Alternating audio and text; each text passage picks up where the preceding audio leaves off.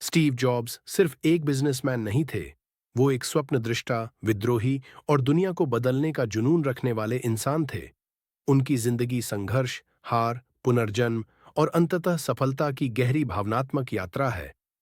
शुरुआती जीवन, अपनापन खोजता एक बच्चा।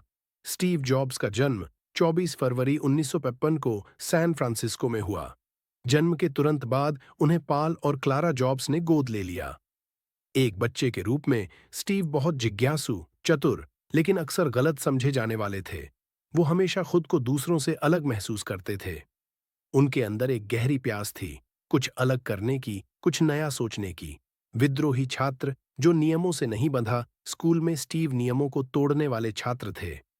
उन्हें पारंपरिक पढ़ाई से चिढ़ थी। उन्होंने कॉलेज छोड़ दिया, लेकिन वहीं रुके रहे, क्योंकि उन्हें सुंदरता और गहराई में रुचि थी। कैलीग्राफी, कला और भारतीय आध्यात्म से जुड़कर उन्होंने सीखा कि जीवन केवल तकनीक नहीं, सौंदर्य और आत्मा से भी चलता है। एप्पल की शुरुआत एक सपना आकार लेता है 1976 में। अपने दोस्त स्टीव वोजनियाक के साथ उन्होंने एप्पल कंप्यूटर की शुरुआत की। एक साधारण गैराज में दो युवाओं ने कंप्यूटर की दुनिया को बदलने का सपना देखा। उनके लिए कंप्यूटर केवल इंजीनियरों का नहीं, हर इंसान का साथी होना चाहिए। जॉब्स ने उसमें डिजाइन, भावना और दृष्टि की आत्मा डाली।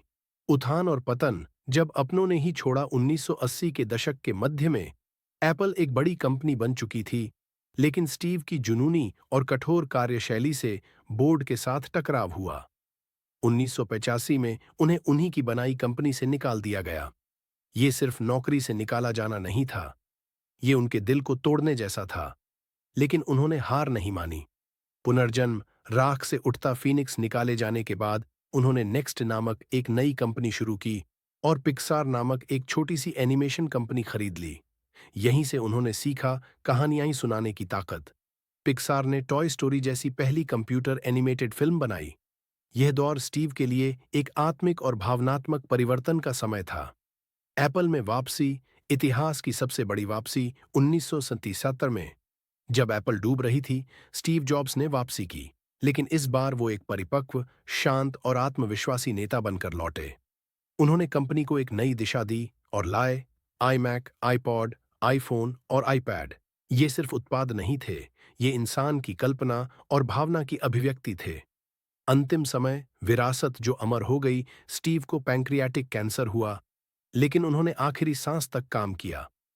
5 अक्टूबर 2011 को उन्होंने दुनिया को अलविदा कहा, लेकिन उन्होंने दुनिया को ये सिखाया कि जो लोग यह सोचने की हिम्मत करते हैं कि वो दुनिया बदल सकते हैं, वही वास्तव में उसे बदलते हैं। भावनात्मक संदेश, स्टीव जॉब्स की कहानी हमें सिखाती है कि सपने देखो, संघर्ष करो और कभी हार मत मानो।